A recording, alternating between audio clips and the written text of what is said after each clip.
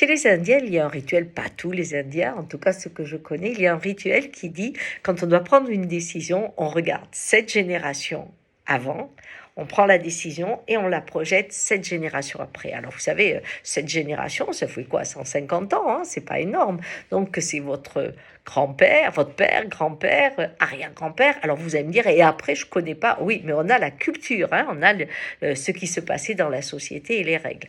Alors à quoi cela sert? Eh bien, supposons que on prenne le viol. Hein. Aujourd'hui, le viol, puisque on a compris que c'était un acte agressif. Si je regarde 7 générations avant, eh bien, je me rends compte qu'à un moment, c'était juste un comportement honnête. Pourquoi? Parce que la femme ne devait pas avoir de plaisir, sinon c'était une putain. Donc, il fallait qu'elle fasse des enfants, hein, qu'elle ait un ventre à disposition, mais pas de jouissance.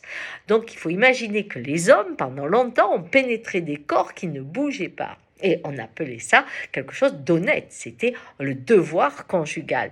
Et avec le temps, quand on a un peu évolué, que la femme a pu aller à l'école, on a transformé les choses, c'était devenu un devoir conjugal, mais là, il y avait chez l'homme l'autorisation de donner du plaisir à sa femme. Mais il était celui qui était le garant de son orgasme. Hein. Si elle ne jouissait pas, c'était sa faute, ce qui fait qu'il y a beaucoup de femmes qui faisaient semblant de jouir pour ne pas blesser son mari. Mais après, quand la femme est devenue un être entier, à part entière, eh bien, et qu'elle pouvait exprimer son désir, c'est arrivé en même temps qu'elle est devenue citoyenne. Parce que pendant fort longtemps, la femme n'ayant pas de moyens, eh bien, elle était soumise dans le quotidien à son mari, donc restée soumise au lit.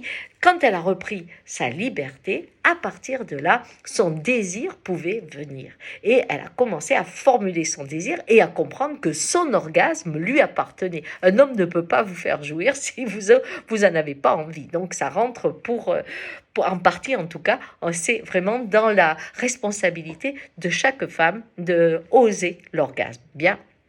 Et puis, le temps a continué, et à ce moment-là, comme le désir de femme existait, le désir d'homme existait, eh bien, il faut que les deux désirs soient en adéquation pour que la danse puisse se produire. Ce qui fait que, à partir de là, la notion de viol a existé, l'idée que l'homme pouvait ne pas se préoccuper du désir de l'autre, hein, et lui imposer le sien.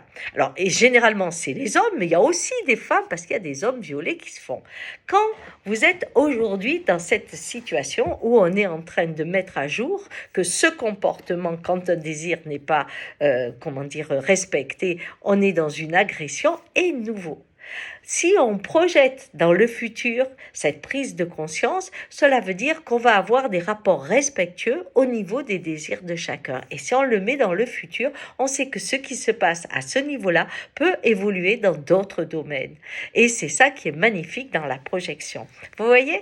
Donc, 7 années avant, je fais une décision, je la projette 7 années après. Et vous pouvez le mettre dans plein de domaines, le divorce, quoi qu'il vous arrive, faites ça et regardez bien la culture de l'époque et l'évolution. Vous êtes une saison d'un arbre, c'est-à-dire que toute votre lignée s'exprime en vous, alors faites-la fleurir au mieux pour la saison d'après, quand les générations suivantes arriveront. Bonne journée!